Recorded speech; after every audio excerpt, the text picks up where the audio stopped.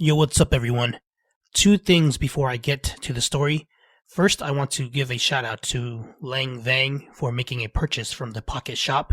I thank you and appreciate the support. If you ever need anything, please don't hesitate to ask.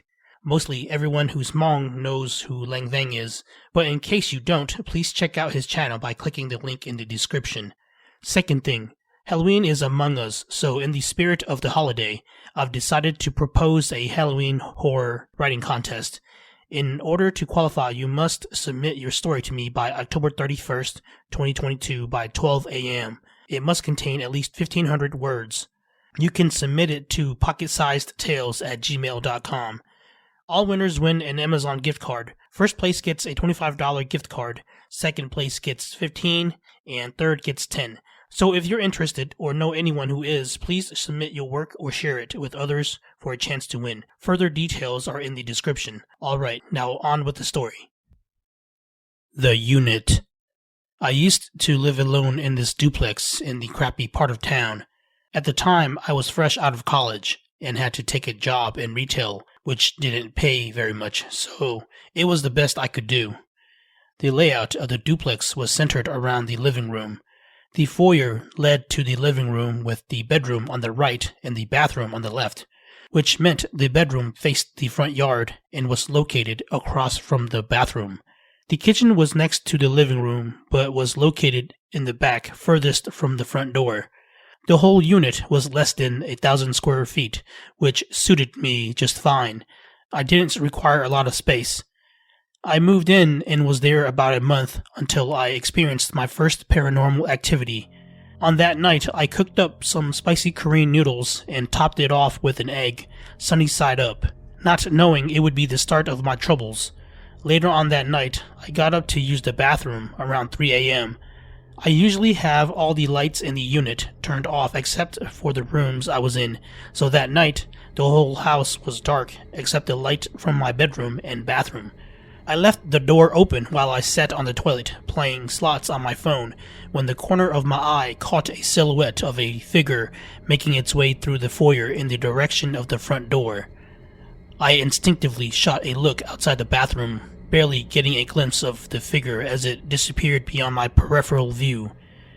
Thinking it could be a possible intruder, I quickly cleaned myself up, then stepped out into the foyer. I scanned the darkened living room and kitchen, but the figure was nowhere to be found. After not finding anything suspicious, I turned off the light to the bathroom and went back to bed. On another night, I awoke to a loud crash outside my bedroom and instantly jumped out of bed. Using the flashlight on my phone, I worked my way to the living room, then the kitchen, turning on all the lights. I was bewildered by the mess in the kitchen. On the floor was the dish rack on its side with plates, spoons, forks, and bowls scattered about. My mind was racing about 100 miles per hour. I had an uneasy feeling about the situation, but tried to rationalize it, thinking maybe it was a raccoon or something. I picked everything up and set the rack back on the counter, then returned to bed. I wouldn't have given it much thought had it just been a single incident, but as time went on, similar occurrences kept taking place around the duplex, which made me suspect there was something really strange going on. Every so often, an object would move or fall over on its own, like the objects, doors and cabinets would shut or open by themselves. I even started seeing shadows darting around here and there. After 2 months, I started to look for another place to live, since my lease expires in 4 months.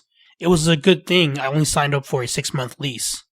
The hauntings got progressively worse as time went on. I had the light on and was asleep in my room one night when it got unusually cold to the point my teeth started to chatter. The light flickered and dimmed right as the door creaked open to reveal a hunched-over, corpse-like figure standing there.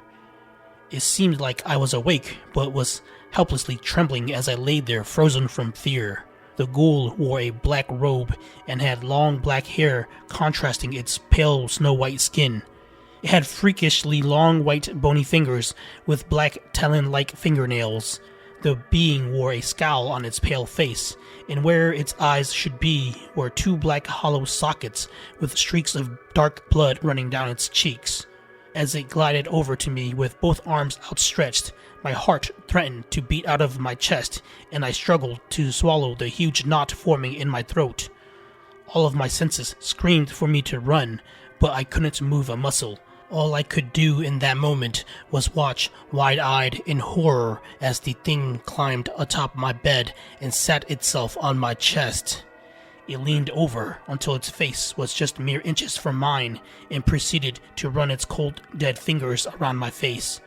It worked its way from my cheeks to my eyes, increasingly applying more pressure around the eyes as it scored them with the tip of its sharp fingernails. I winced with every touch. The pain became almost unbearable with the ghoul's nails biting into my eye sockets, and my breath was becoming shallower with the amount of weight on my chest.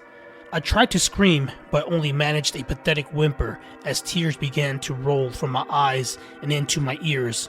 I didn't know what would come first, the ghoul gouging out my eyes or me suffocating to death. Desperately, I mouthed a prayer to God, asking him to save me from the unholy abomination. Miraculously, as if right on cue, I was able to gradually regain my mobility, beginning with my fingers and then the rest of my limbs.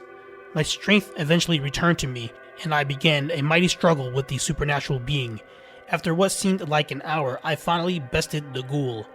With one great heave, I pried it off my chest, and we both toppled off the bed, slamming painfully onto the floor below. I awoke suddenly on the living room floor. However, I was still in fight or flight mode, so I sprung quickly onto my feet, but my legs were wobbly, so I fell backward like a clumsy drunk, barely able to catch myself before hitting the ground a second time. High on alert with adrenaline coursing through my body and drenched in cold sweat and panting, I frantically scanned my surroundings for any sorts of a threat. There was none. The enemy was nowhere to be seen. Drunk off pride like I just emerged victorious from some great battle, I circled the small confines of my living room as I shouted to my defeated foe, "I'm right here! Where are you now, huh? We can do this again! I can do this anytime!" I waited for a response, but there was none. No moving chairs or falling objects. I was sure my neighbors probably thought I had gone mad with all the shouting, but I didn't care because I had a bone to pick with my ghastly roommate. "Yeah, that's what I thought, you frickin' coward! You're nothing!" I continued shouting as I pranced back and forth. That bravery I obtained was temporary, because after calming down, I realized it was a dream, and must have dozed off on the couch while browsing on my phone. Had I just been a victim of sleep paralysis? There was some tenderness around my eyes. Upon checking it in the mirror, I saw the raw indentions of where that ratchet ghost dug its nails into my eye sockets. Fearing the ghoul might retaliate, I packed my things and left to spend a few days at a friend's. A few days turned into a few weeks, with me only returning to do laundry or grabbing a few things during the day, then I'd be gone again. But I always had an uneasy feeling of being watched while I was there. That was how life went for about a month, and I knew it wasn't sustainable. Though I wasn't physically at the duplex at night, whatever dreams I had still took place there. I would start a dream off by being elsewhere, only to end up back at the unit. Not wanting to keep bugging my friends, I eventually came back to the duplex, and like clockwork, the sleep paralysis returned along with the hauntings.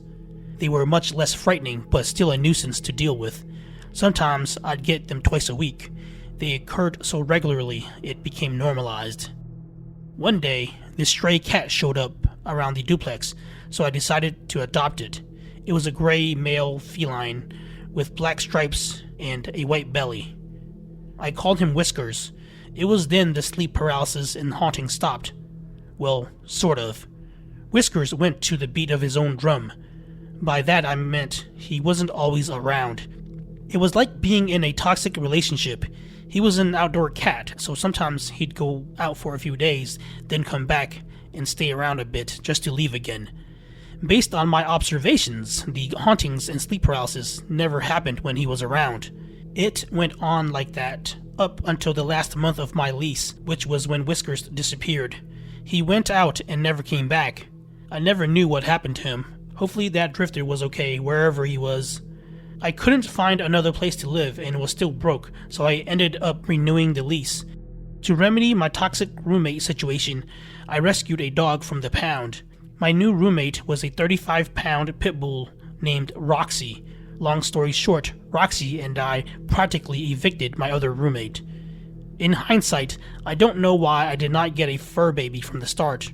That, or had the unit blessed or cleansed.